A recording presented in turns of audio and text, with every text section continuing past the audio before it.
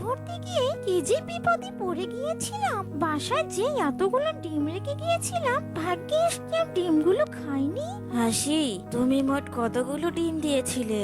আমি তো ডিম দিয়েছিলাম কাল নিয়ে 5টা। এখন আর কতগুলো ডিম দিতে পারবে? তা তো জানি না, তবে আরো 2-1টা ডিম দিতে পারবো বলে মনে হচ্ছে। আজ রাতে একটা দিলে 6টা ডিম হবে। আচ্ছা ঠিক আছে, এবার ডিম দেওয়া শেষ হলে তাড়াতাড়ি বসে পড়ো। এবার কিন্তু ডিম ফুটে বাচ্চা বের করতেই হবে। এর আগের বার তো যতগুলো ছানা বের করেছিলে সব তো শিয়ালে খেয়ে গেছে। হ্যাঁ হ্যাঁ, সেজন্যই তো বলি আমাকে বাসায় রেখে তুমি খাবার খুঁজতে যাও, কিন্তু তুমি তো তা করো না। তুমি আমাকে সাথে নিয়ে খাবার খুঁজতে যাও। যদি এই সুযোগে শিয়াল এসে ডিমগুলো খেয়ে যায় তখন কি হবে? আচ্ছা ঠিক আছে ঠিক আছে, আজকের পর থেকে তোমাকে আর খাবার খুঁজতে নিয়ে যাব না। আমি খাবার খুঁজে নিজেও খাবো আর তোমার জন্য নিয়ে আসবো। এখন তো রাত হয়ে গেছে, জলদি জলদি ঘুমিয়ে পড়ো। সকাল সকাল আবার আমাকে খাবার খোঁজার জন্য বের হতে হবে। এই বলে হাসা আর হাসি ঘুমিয়ে পড়ল। পরদিন সকাল হতেই হাসি দেখলো সে আজ কোনো ডিম দেয়নি। আরে এটা কি হলো? আমি তো রোজ একটা করে ডিম দিই, কিন্তু আজ ডিম দিতে পারলাম না কেন? কিছুই তো বুঝতে পারছি না। তবে কি আমি আর ডিম দিতে পারবো না? এই 5টা ডিম নিয়ে আমাকে তাই বসতে হবে? আমারও তো তাই মনে হচ্ছে। মাত্র 5টা ডিম নিয়ে তাই বসবে? আরো তো কয়েকটা ডিম দেওয়ার কথা ছিল।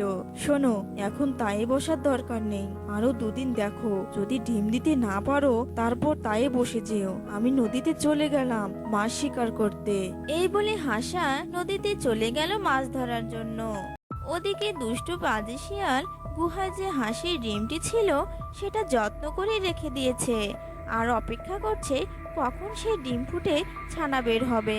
ডিমটা তো খড়কুটো দিয়ে ঢেকে দিলাম, আরো কিছুদিন অপেক্ষা করতে হবে। কবে যে ডিম দুটো ফুটে বাচ্চা বের হবে। এই ডিম ফুটে ছানা বের হলেই আমি বুঝতে পারবো কে আমার গুহায় এসে ডিম রেখে গেছে। যাই যাই, খুব ক্ষুধা পেয়েছে, জঙ্গলে গিয়ে শিকার খোঁজে আনি। এই বলে দুষ্টু পাজি শিয়ালও শিকার খুঁজতে চলে গেল। অনেক ঘোরাও তো কোনো শিকার পেলাম না, এখন খাবো কি? এদিকে ক্ষুধার জ্বালায় পেট আমার চোচো করছে। হয়তো একটা কচি হরিণ ছানাকে দেখতে পাচ্ছি। হরিণ ছানাটি মজার সুখে ঘাস খাচ্ছে। যাই যাই, পেছন থেকে গিয়ে হরিণ ছানা ঘাটি মটকে নেই, তারপর ছানাটিকে মজা করে খাবো। হে হে হে হে। আহ, কি কচি একটা ছানা! এই কচি ছানার মাংস খেয়ে খুব মজা পাবো। আহ, মাংসগুলো যা সুস্বাদু না! কতদিন পরে আমি এমন একটা কচি হরিণ ছানার মাংস খেলাম। শিয়াল হরিণ ছানাটিকে খেয়ে সেখান থেকে চলে গেল। যাক বাবা, আজ অনেকদিন পরে অনেকগুলো মাছ ধরলাম, নিজেও অনেক মাছ খেতে পারলাম। যাই, তাড়াতাড়ি এই মাছগুলো এখন হাসির জন্য নিয়ে যায়। হাসি মনে হয় খিদের জ্বালায় ছটফট করছে। এই বলে হাসা তার ধরা মাছগুলোকে মুখে করে নিয়ে বাসায় যাওয়ার জন্য রওনা দিল। হাসি, এই দেখো দেখো, তোমার জন্য কতগুলো মাছ নিয়ে এসেছি। এই মাছগুলো খেলে তোমার পেটটা একদমই ভরে যাবে। হ্যাঁ, তাই তো দেখতে পাচ্ছি। আজ অনেকগুলো মাছই তো ধরেছো। যাক বাবা, খুব মজা করে মাছগুলো খাওয়া যাবে। পরদিন সকাল হতে হাসি দেখলো সে আজ একটি ডিম দিয়েছে। ওগো, আজ তো আমি একটা ডিম দিয়েছি, কিন্তু কালকে কেন আমি ডিম দিতে পারলাম না? আমার তো কোনো কিছুই মাথায় আসছে না। আমার কেন জানি মনে হচ্ছে কালকেও আমি একটা ডিম দিয়েছি। আরে ধুর, কাল কি ডিম দিলে ডিমটা কি থাকতো না বলো? ডিম আবার কোথায় যাবে? তাই যদি হয় তাহলে কাল কেন ডিম পেলাম না বলো? কাল সকালেই তো একটা ডিম দেখলাম, আবার বিকেলে তুমি আরেকটা ডিম দিয়েছো। এটা আবার কেমন কথা বলো? যাই হোক, অত কথা বলে লাভ নেই। ডিম দিয়েছো ভালো কথা, একদিন কোনো কারণে ডিম দেওয়া মিস হতেই পারে। ওটা নিয়ে তোমার আর চিন্তা করতে হবে না। তুমি এক কাজ করো, ডিমগুলো পাহারা দাও। আমি এখন মাছ শিকার করতে নদীতে চলে যাব। এই বলে হাসা আজও মাছ শিকার করতে চলে গেল। ডিমটি ফুটে ছানা হতে কতদিন যে লাগবে! এখন তো আর ডিম ফুটে ছানা বের হওয়ার নামই নিচ্ছে না। আর কতদিন যে আমাকে এভাবে অপেক্ষা করতে হবে! এদিকে আমি তো আর ধৈর্য ধরতে পারছি না। ওই ডিম ফুটে কিসের ছানা বের হয় সেটা আমার জানার জন্য মনটা কেমন জানি আঁকুবাঁকু করছে। যাই যাই, এখন আর এখানে বসে থেকে লাভ নেই, তাড়াতাড়ি খাবার খুঁজে চলে যাই। এই বলে শিয়ালও খাবার খুঁজতে চলে গেল। হাসি তার ডিম দেওয়া শেষ করে তায়ে বসেছে। এদিকে শিয়ালের গুহায় থাকা সেই ডিমটি ফুটে একটি হাঁসের ছানা বেরিয়েছে। আরে আরে, এ আমি কি দেখছি? এটা তো একটা হাঁসের ছানা। তার মানে কোনো হাঁস এসে আমার গুহায় ডিম পেড়ে গেছে। মনে হচ্ছে ওই ঝড় বৃষ্টির দিনে কোনো হাঁস এসে আমার গুহাতে আশ্রয় নিয়েছিল। যাই হোক, অত কিছু ভেবে আমার লাভ নেই, তাড়াতাড়ি এই কচি ছানাটিকে খেয়ে ফেলি। কতদিন থেকে কচি হাঁসের মাংস খাই না। কচি হাঁসের মাংস খেতে যে কি সুস্বাদু, যে খায় সে জানে। যেই না শিয়াল হাঁসের ছানাটিকে খেতে যাবে তখনই হাঁসের ছানাটি বলল, বাবা, আমার খুব ক্ষুধা পেয়েছে, আমাকে একটু খেতে দাও। আরে আরে, এ আমি কি শুনছি? এই হাঁসের ছানা তো আমাকে ওর বাবা মনে করছে। ওর বাবা মনে করে আমার কাছে আবার খাবার যাচ্ছে। আমি তো এই হাঁসের ছানাটিকে খেতে চাইলাম, কিন্তু ওর কথা শুনে কেমন জানি আমার মায়া লাগছে। এখন আমি যে কি করি?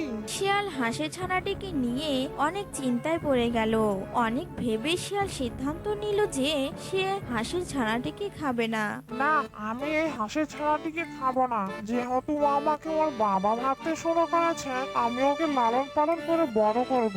আমার যেহেতু বউ বাচ্চা ছেলেপুলে কেউ নেই, আজ থেকে ওই হাঁসের ছানাই হবে আমার মেয়ে। ঠিক আছে ছানা, তুমি কোনো চিন্তা করো না, তুমি এখানেই থাকো। আমি তোমার জন্য মাছ শিকার করে আনছি। এই বলে শিয়াল মাছ শিকার করতে চলে গেল। তো বন্ধুরা, তোমাদের কি মনে হয় শিয়াল কি পারবে হাঁসের ছানাটিকে নিজের ছানার মতো আদর যত্ন করে বড় করে তুলতে, নাকি হাসাহাসি এসে শিয়ালের সেই হাঁসের ছানাটিকে নিয়ে চলে যাবে? তো বন্ধুরা, কেমন লাগলো আজকের গল্প? যদি গল্পটি ভালো লেগে থাকে তাহলে অবশ্যই সাবস্ক্রাইব করুন আর পাশে থাকা বেল বাটনটি ক্লিক দিয়ে রাখুন। আর অবশ্যই লাইক, কমেন্ট, শেয়ার করতে ভুলবেন না।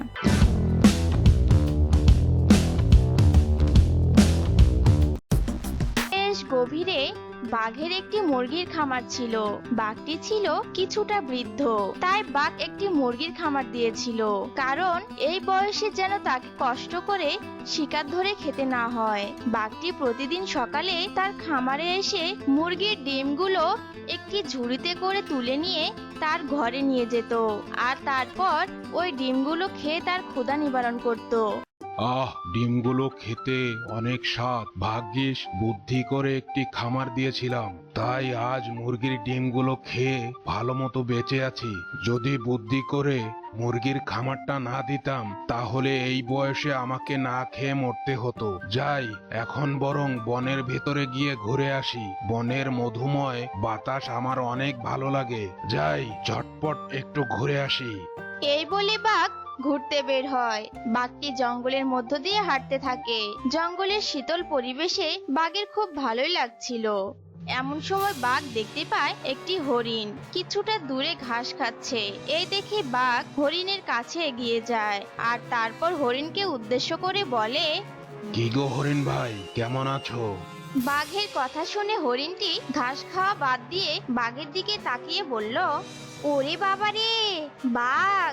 ভয় পেও না হরিণ ভাই, আমি তোমার বা এই বনের কারো কোনো ক্ষতি করব না। সত্যি বলছো বাঘ ভাই? হ্যাঁ, আমি একদম সত্যি কথা বলছি। আমি আমার বাড়িতে একটি মুরগির খামার দিয়েছি। মুরগিগুলো প্রতিদিন যে ডিমগুলো পারে তা দিয়েই আমার খাবার হয়ে যায়, আর তাই তো আমার অন্য কোনো প্রাণী শিকার করার প্রয়োজন হয় না। যাক বাঘ ভাইয়া, তুমি সত্যি অনেক দারুণ কাজ করেছো। নিজে পরিশ্রম করে উপার্জন করে খাওয়া অনেক ভালো। তাহলে বাঘ ভাইয়া, তোমার দিনকাল তো ভালোই কাটছে, তাই না? আর ভালো, দেখতেই তো পারছো শরীরে তেমন শক্তি নেই, চোখেও যেন এখন কম কম দেখা শুরু করেছি। তাই তো সকাল সকাল জঙ্গলে ঘুরতে এলাম, যেন মনটা বেশ তরতাজা থাকে। আচ্ছা ঠিক আছে বাঘ ভাইয়া, তাহলে তুমি ঘুরে এসো। আমিও আবার নতুন ঘাসের খোঁজে ওই দিকটাতে যাব। এ কথা বলে হরিণটি চলে গেল আর বাঘটিও আবার নিজের মতো করে ঘুরতে লাগলো। বেশ অনেক সময় ধরে জঙ্গল ঘুরে বাঘ আবার বাড়িতে ফিরে আসে, আর তারপর বাঘ তার মুরগির খামারের কাছে আসে আর দেখতে থাকে তার খামারের মুরগিগুলো সুরক্ষিত আছে কিনা। যাক, আমার খামারের মুরগিগুলো সবই সুরক্ষিত আছে। কাল সকালে এসে আবার ডিমগুলো তুলে নিয়ে যাব। অনেক ক্লান্ত লাগছে। যাই, এখন ঘরে গিয়ে একটু বিশ্রাম নেই।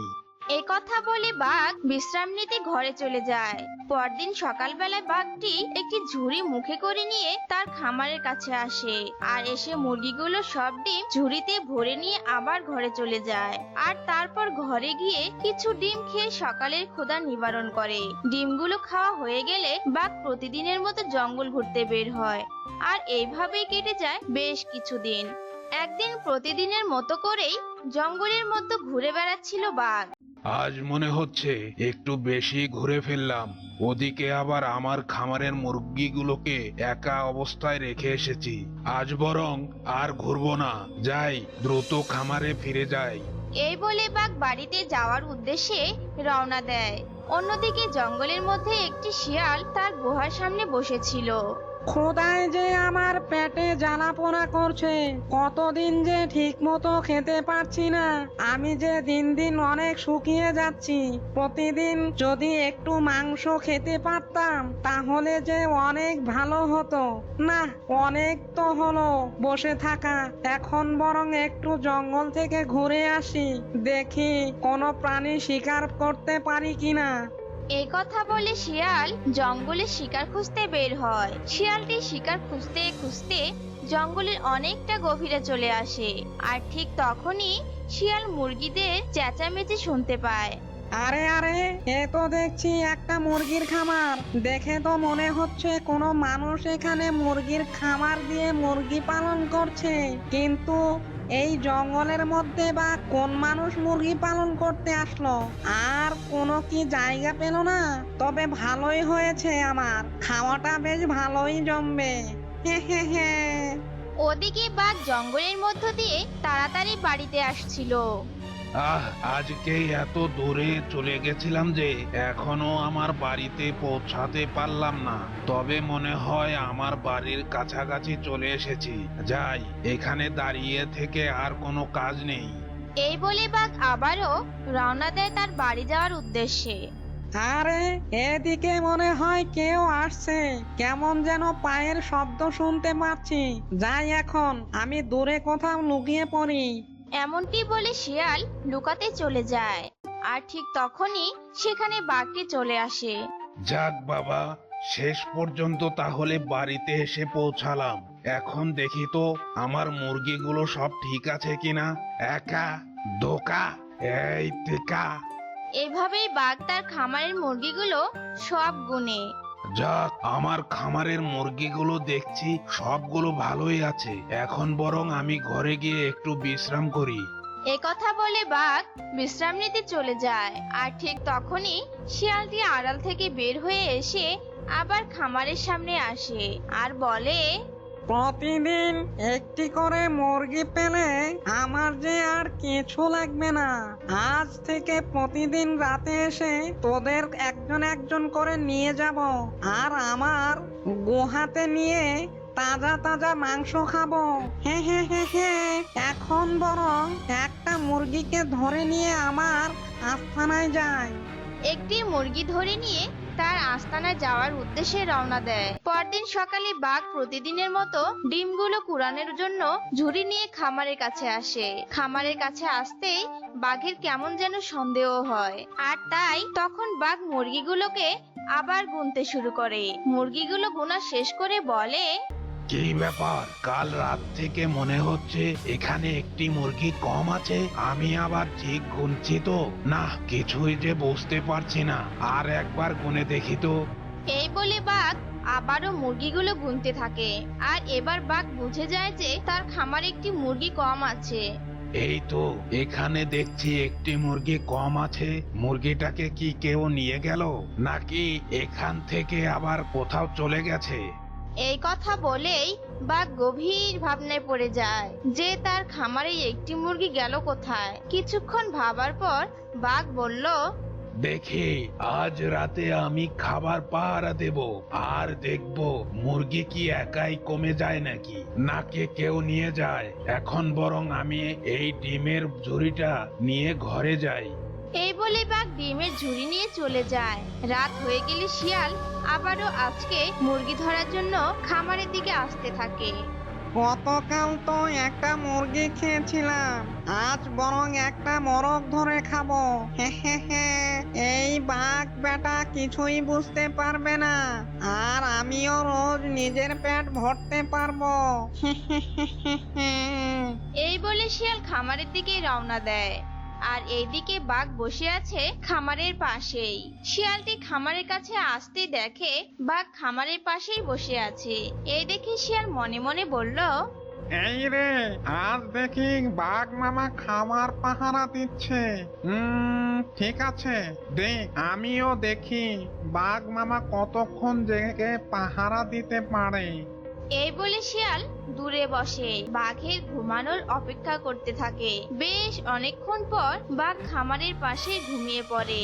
আর তখনই শিয়াল উঠে এসে একটি মুরগি নিয়ে চলে যায়। সকাল হয়ে এলে এদিকে বাঘের ঘুম ভেঙে যায়। এই রে, খামার পাহারা দিতে দিতে যে কখন ঘুমিয়ে পড়েছিলাম। আমার সব মুরগিগুলো আবার আছে তো? যাই আগে আমার সব মুরগিগুলো আছে কিনা একটু গুনে দেখি। এই বলে বাঘ আবারও খামারের মুরগিগুলো গুনতে থাকে। গুনা শেষ করে বাঘ বলে, এ কে, আজকেও দেখছি একটা মুরগি কমে গিয়েছে। প্রতিদিন কে চুরি করে নিয়ে যাচ্ছে? আমি যদি সেই মুরগি চোরকে একবার ধরতে পারি তাহলে তাকে একটা উচিত শিক্ষা দিয়েই ছাড়বো। এখন ঘর থেকে ঝুড়ি এনে ডিমগুলো তুলে নিয়ে যাই। এই বলে বাঘ ডিমগুলো তোলার জন্য ঘরে যায়। সূর্য গড়িয়ে আবার আস্তে আস্তে রাত হয়ে আসে। আর বাঘটি এবার খামারের চারপাশে কাটা বিছিয়ে রাখে, যেন এবার চোর এসে মুরগি চুরি করতে গেলেই যেন তার পায়ে কাটা ফোটে। খামারের চারপাশে কাটা বিছানো হয়ে গেলে বাঘ তখন বলে, কাটা সব বিছানো হয়ে গেছে। এইবার দেখি শয়তান চোর, তুই আমার মুরগি চুরি করে নিয়ে কোথায় যাস? এই কথা বলে বাঘ সেখানে শুয়ে ঘুমানোর ভান করে। আর এদিকে মুরগি চুরি করতে শিয়াল এসে তো হাজির। আরে বাঘ মামা, দেখি আজকে তাড়াতাড়ি ঘুমিয়ে পড়েছে। যাক, ভালোই হলো, আমাকে আজ আর বেশি সময় অপেক্ষা করতে হলো না। যাই, টপাটপ একটা মুরগি ধরে আনি। এই কথা বলে শিয়াল মুরগির খামারের দিকে এগোতে থাকে।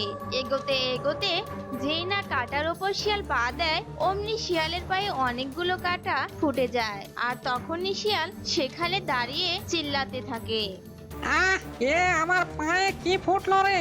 ওরে, কি যন্ত্রণা হচ্ছে! আহ আহ, আরে আমার পায়ে তো রক্ত বেরোচ্ছে রে। এ কি হলো রে? এমন সময় বাঘ উঠে বলে, ও আচ্ছা, তাহলে প্রতিদিন তুই আমার খামারে এসে মুরগি চুরি করে নিয়ে যাস? এত বড় সাহস! দাঁড়া, তবে রে তোর একদিন কি আমার একদিন। এ কথা বলে বাঘ শিয়ালের দিকে এগোতে থাকে। ওরে বাবা রে, বাঘ যে আমার দিকেই আসছে রে, পালাও! এমনটি বলে শিয়াল সেখান থেকে পালাতে থাকে। এরপর থেকে বাঘ তার মুরগির খামার নিয়ে খুব সুখে শান্তিতে বসবাস করে। তো বন্ধুরা, কেমন লাগলো আজকের গল্প? যদি গল্পটি ভালো লেগে থাকে তাহলে অবশ্যই সাবস্ক্রাইব করুন আর পাশে থাকা বেল বাটনটি ক্লিক দিয়ে রাখুন। আর অবশ্যই লাইক, কমেন্ট, শেয়ার করতে ভুলবেন না।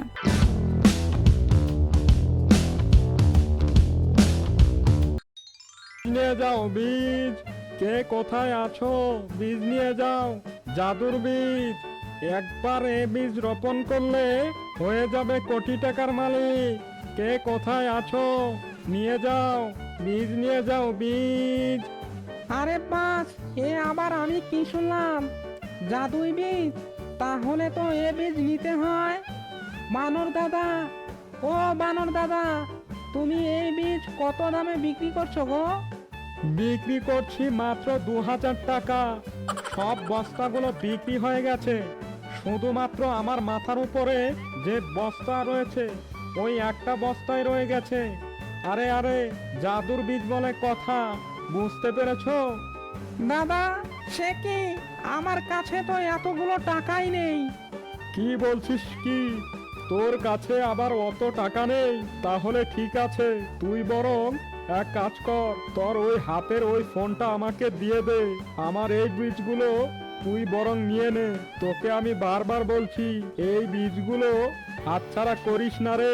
এই বীজগুলো বড় হয়ে গেলে দেখিস তোর জীবনে অনেক বদলে যাবে, আর কোটিপতি হবি তুই। নে নে, এই সুযোগ একবারে হাতছাড়া করিস না। তাই নাকি? তবে তুমি নিয়ে নাও আমার এই ফোন, আর আমাকে তোমার এই বীজগুলো দিয়ে দাও। যাক বাবা যাক, এই বীজগুলো আমি অবশেষে কারো গলায় ঝোলাতে পারলাম। হা হা হা। যেতে যেতে পথে পূর্ণিমা রাতে চাঁদ উঠেছিল গগনে। বউ, আরে বউ, এই দেখো দেখো আমি কি নিয়ে এসেছি। লা লা লা লা লা লা লা লা লা লা। ওগো, তুমি এভাবে পাগলের মতন কেন নাচানাচি করছো বলো তো? তোমার আবার কি হলো? তাছাড়া তুমি এই বস্তায় করে কি নিয়ে এসেছো গো? বউ, বউ গো, আমি যে গুপ্তধন পেয়েছি ওটাকে বেচে আমি গুপ্তধন কিনেছি। এই যে বউ, দেখো দেখো। এ কি? হোয়াট? থু থু। এই এই হারামজাদা, এগুলো কিনা তোর গুপ্তধন? হারামজাদা কোথাকার! লাখ টাকার ফোন বিক্রি করে তুই কিনা এমন পচা বীজগুলোকে তুই নিয়ে এসেছিস। বলি, এখন আবার তোর সংসার চালাবে কি করে?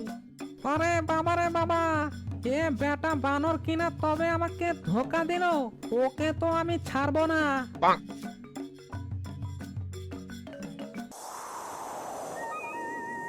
এই হারামজাদা, তুই আমাকে পচা বীজ কেন দিলি বলতো? তোর জন্য যে আজকে আমি আমার বউয়ের কেলানি খেলাম, তোকে তো আমি ছাড়বো না, এই বলে দিলাম। এই রে, এ তো দেখছি ক্যালক করেছে। না না, ব্যাপারটা আমাকে ম্যানেজ করতে হবে।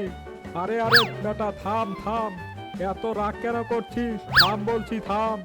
আরে প্রবাদে আছে না, যেখানে দেখি বাছাই উড়াইয়া দেখো তাই, পাইলেও পাইতে পারো অমূল্য রতন। শোন, কথা বলে কোনো জিনিসকে অসম্মান করবি না, বুঝেছিস তো? পচা জিনিস থেকে অমূল্য রতন পাওয়া যায়। কি তুমি সত্যি বলছো? আরে বেটা, যা যা, বাড়িতে গিয়ে ওগুলো চাষ করবি, তাতেই দেখবি গুপ্তধন পাবি, গুপ্তধন। তুমি এসব কি বলছো গো? এই পচা বীজ চাষ করলে কি না আমরা গুপ্তধন পাবো? হ্যাঁ গো বউ, হ্যাঁ, আমি যে খোঁজ নিয়ে এসেছি। বউ, আমি শুধু একবার গুপ্তধন পেয়ে যাই, তারপর আমি তোমাকে নিয়ে হানিমুনে যাব কক্সবাজার।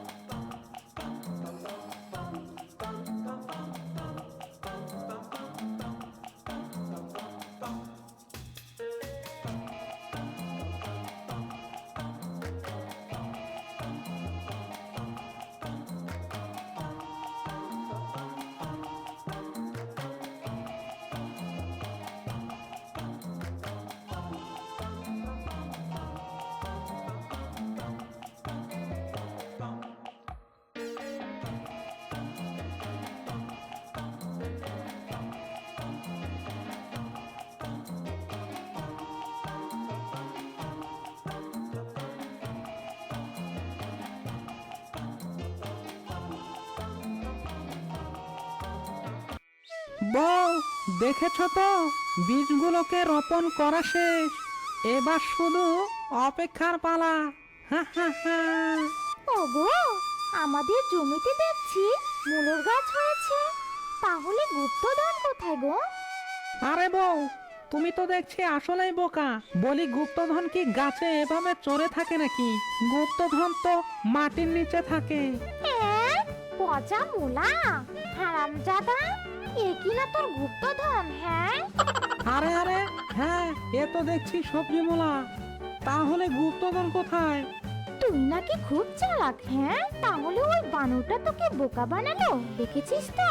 আমি বোকা দেখেছি, কিন্তু তোর মতো এমন বোকা আমি আমার জীবনে কোনোদিনই দেখিনি। এবার আমি দেখি তুই কি করে সংসার চালাস। এ মা, এই দুষ্ট বানর কিনা আমাকে এভাবে ধোকা দিল। তবে দেখ বানর, এবার আমি কি করি। আমি হলাম শিয়াল পণ্ডিত, আমি এই মূলো বাজারে বিক্রি করেই ছাড়বো। হা হা হা হা। আহা, কি সুন্দর সুগন্ধ! হ্যাঁ গো, এ মূলাগুলো দেখতে কত সুন্দর লাগছে। কেউ তো বুঝবেই না যে এগুলো রং করা মূলা। কি যে ভালো লাগছে! হা হা হা হা। সেই জন্যই তো এরকম উপায়। তোমরা আমাকে যতটা বোকা ভাবো, তো আমি কিন্তু ততটা বোকা নেই। কাঁটা দিয়ে যে আমি কাঁটা তুলবই। মোলা নিয়ে যাও মোলা, দেশি মাটির বিদেশি মোলা, একেবারে তাজা তাজা রঙিন বেরঙ্গিনের মোলা, মাত্র 20 টাকা কেজি। এসো এসো, মোলা নিয়ে যাও মোলা। আহা, মূলাগুলো কি সুন্দর গন্ধ! ও ভাই, তোমার এই মূলাগুলো কেজি কত করে গো? আরে আরে বেশি নয়, মাত্র 20 টাকা। হিহিহি। নাও নাও, যত ইচ্ছা নাও, সস্তা দামে বস্তা ভরাও।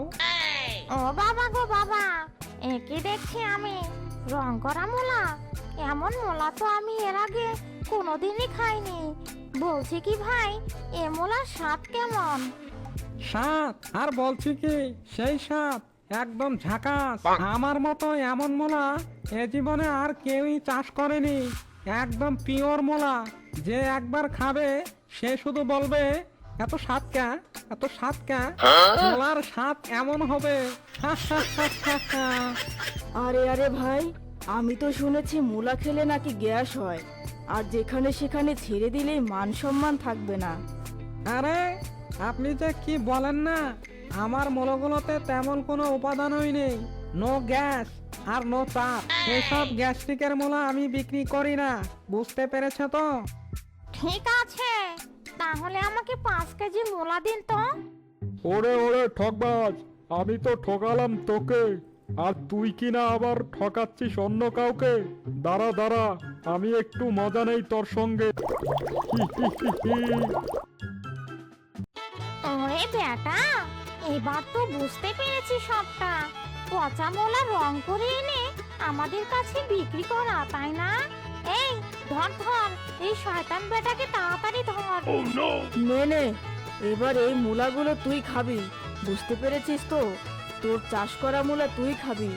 খা খা বলছি। এই দাঁড়িয়ে আছিস কেন রে? মুখে দে বলছি।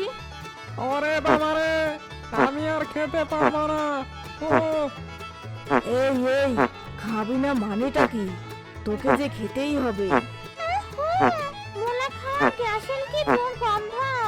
ছি ছি! তো বন্ধুরা, কেমন লাগলো আজকের গল্প? যদি গল্পটি ভালো লেগে থাকে তাহলে অবশ্যই সাবস্ক্রাইব করুন আর পাশে থাকা বেল বাটনটি ক্লিক করুন। অবশ্যই লাইক কমেন্ট শেয়ার করতে ভুলবেন না।